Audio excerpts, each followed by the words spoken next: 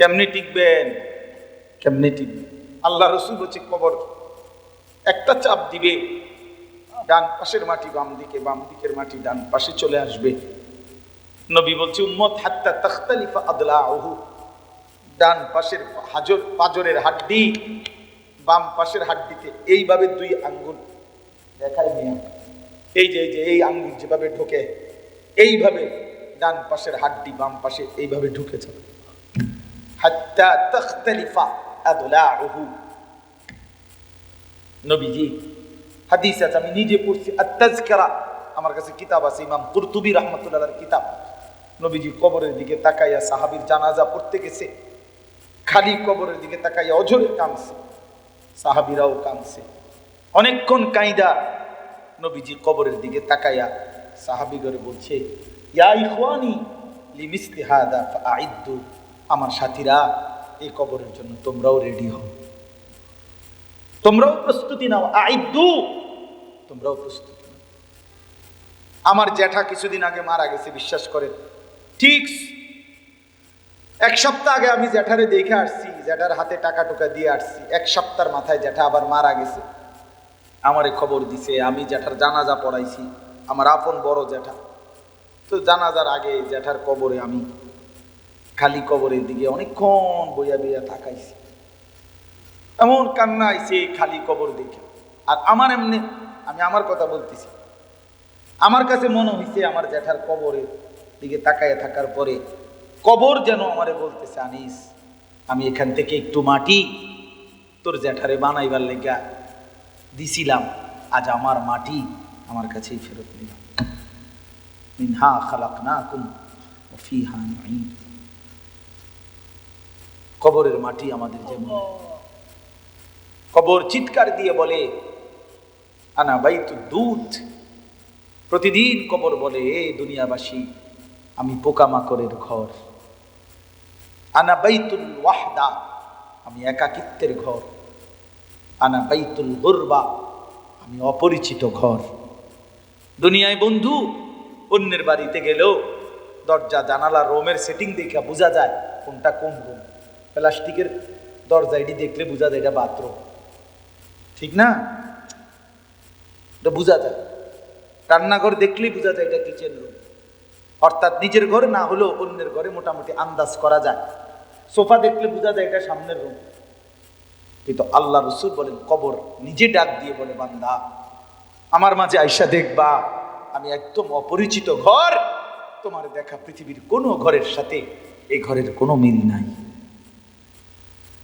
হাত্তা যুরতুমুল মাকাবির, আল্লাহ বলছে বান্দা একদিন তুমি কবরেই পৌঁছে যাবা, তুমি চাইলেও কবরে যাইতে হবে, না চাইলেও। প্রিয় বন্ধু আমার, রাত অনেক হয়েছে, আমি আর দেরি করতে চাই না। দোস্ত আমার, বন্ধু আমার, আল্লাহ বলছে, আল্লাহ যেন ডাক দিয়ে বলে, বান্দা তুমি বিশ্বাস করো আমি তোমার এখানে রাখবো না, চাইলেও না, না চাইলেও না। সুখে থাকলেও মরে যাবা, দুঃখে থাকলেও মরে যাবা। রাজপ্রাসাদের অট্টালিকাতে যে সেও মরে যাবা, কুড়ে ঘরের জীর্ণ কুঠিরে যে সেও মরে যাবা। জীবনে যে কোনোদিন কাঁদো নাই সেও মরে যাবা। জীবনে যে কোনোদিন সুখ পাও নাই, হাসো নাই, তুমিও মরে যাই। কি বাপ, ঠিক না? আল্লাহ তাকাসুর, আল্লাহ বলে দুনিয়ার লোভ, সম্পদের লোভ, অর্থ প্রাচুর্য, এই লোভ এগুলো তোমাদেরকে আল্লাহ ভুলাই দিল, আখিরাত ভুলাই দিল, গাফেল বানিয়ে দিল। একটা সময় তো তোমরা কবরেই পৌঁছে যাবা। এরপরে আল্লাহ বলেন কাল্লা সাউফা তা'লামুন, সাবধান বান্দা শোনো, কবরে আসলেই অচিরেই তুমি জানতে পারবা কবরের আযাব কত ভয়ানক। সুম্মা কাল্লা সাউফা তা'লামুন, হযরত আব্দুল্লাহ ইবনে আব্বাসের তাফসীর আমি নিজে পড়ছি তাফসীরে কুরতুবীতে। এই প্রথম কাল্লা সাউফা তা'লামুনের অর্থ হলো আল্লাহ বলছে বান্দা অল্প সময়ের ব্যবধানে কবরে আইসাই তুমি জানতে পারবা আমার নাফরমানির শাস্তি কেমন। আর সুম্মা কাল্লা সাউফা তা'লামুন, অতঃপর আবার বলছি, আবার জানতে পারবা হাসরের ময়দানে জাহান্নামের শাস্তি কেমন। কাল্লা লাউ তা'লামুনা ইলমাল ইয়াকিন, আল্লাহ বলতেছে বান্দা আজকে কোরআন থেকে শুনে, রাসূলের হাদিস থেকে শুই না, ওলামায়ে কেরাম থেকে শুনে, নবীর কাছ থেকে শুনে যদি এই জ্ঞানের ভিত্তিতে এই কথাগুলোর উপরে যদি ইয়াকিন করতা তাইলে খুব ভালো হইতো। এখনই যদি বুঝা নিতা, যদিও কবর দেখো নাই, হাসর দেখো নাই, জাহান্নাম দেখো নাই, জান্নাত দেখো নাই, তারপরেও আমার কোরআনের কথা, আমার রসুলের কথা, আমার পক্ষ থেকে ওলামায়ে কেরামের এত দিবা ঋষির কথা, এগুলো যদি বিশ্বাস করে নিতা, এখন যদি ইলমে ইয়াকিন, এখন যদি এই জ্ঞান মজবুতির সাথে অর্জন করতা, তাহলে বেশি ভালো হইতো কাজে। কারণ এখন নিজেকে ঠিক করতে পারতা, দুনিয়ায় সংশোধন করতে পারতা। নয়তো বান্দা অপেক্ষা করো, লাতারাবুন্নাল জাহিম, হাসরের ময়দানে নাফরমান স্বচক্ষে তুমি জাহান্নাম দেখতে পাইবা। ওয়াজিআ ইয়াওমা ইদিন বিজাহান্নাম। কোন সূরা? সূরা ফজর, ফজরের সূরা ফজর। আল্লাহ বলেন, হাসরের ময়দানে বান্দা আমি জাহান্নামকে টেনে নিয়ে আসবো।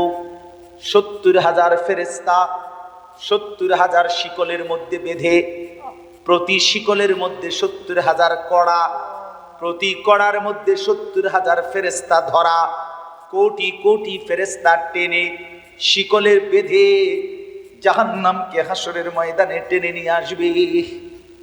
আল্লাহর কসম, নবী বলেন, হাসরের ময়দানে যখন দাঁড় করাবে জাহান্নামকে, জাহান্নাম একটা বিকট চিৎকার দিবে। একটা চিৎকারে গোটা হাসরের ময়দান এতক্ষণ তো চুপ ছিল, যখন জাহান্নাম চিৎকার দিবে, গোটা হাসরের মাঠ একসাথে চিৎকার দিয়ে বলবে, ইয়া রব্বি নফসি নফসি।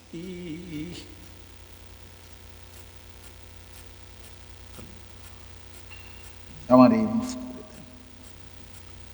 গোটা হাসরবাসী বলবে, আল্লাহ নফসি নফসি, ইয়া রব্বি সাল্লিম সাল্লিম, আল্লাহ বাঁচান, আল্লাহ বাঁচান, এই জাহান্নাম থেকে আমারে বাঁচান। ইয়াবদ্দুল মুজরিমু লাউ ইয়াফতাদি মিন আযাবি ইয়াউমিদিন বিবানি ওয়া সাহিবাতিহি ওয়া আখিহি ওয়া ফাসিলাতিহি আল্লাতী তুবিহি ওয়া মান ফিল আরদি জামিআ সুম্মা ইউনজিহি। আল্লাহ বলে, নাফরমান হাসরের ময়দানে বলবে, আল্লাহ আমার ছেলে মেয়েদেরকে জাহান্নামে ফেলে দেন, আমার স্ত্রীকে জাহান্নামে ফেলে দেন, আমার ভাই বোনদেরকে জাহান্নামে ফেলে দেন, আমার মহল্লার লোকদেরকে জাহান্নামে ফেলে দেন, পৃথিবীর সব মানুষকে জাহান্নাম দিয়ে দেন। সুম্মা ইউনজি, বিনিময়ে আমারে শুধু বাঁচায়া দেন আমারে। আল্লাহ বলবেন, কাল্লা, না বান্দা, কখনোই না। ইন্নাহা লাযা, এটা জাহান্নামের লেলিহান আগুন। নাযাতাল লিশাওয়া, আল্লাহ বলে জাহান্নামে ফেলবে না ফরমান, প্রথম মিনিটেই তোর শরীরের গোশত চামড়া একটা সেকেন্ডেই ভুনা বানায় ফেলবে, ভুনা, কাবাব বানায়। শাওয়া মানে মাশউই, কাবাব, ভুনা, ফ্রাই করে ফেলবে, ভুনা বানায়।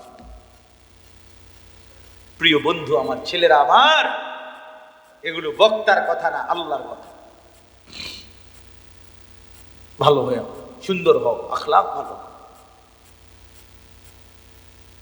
লাতারাবুন্নাল জাহিম, আল্লাহ বলে জাহান্নাম অবশ্যই দেখবা।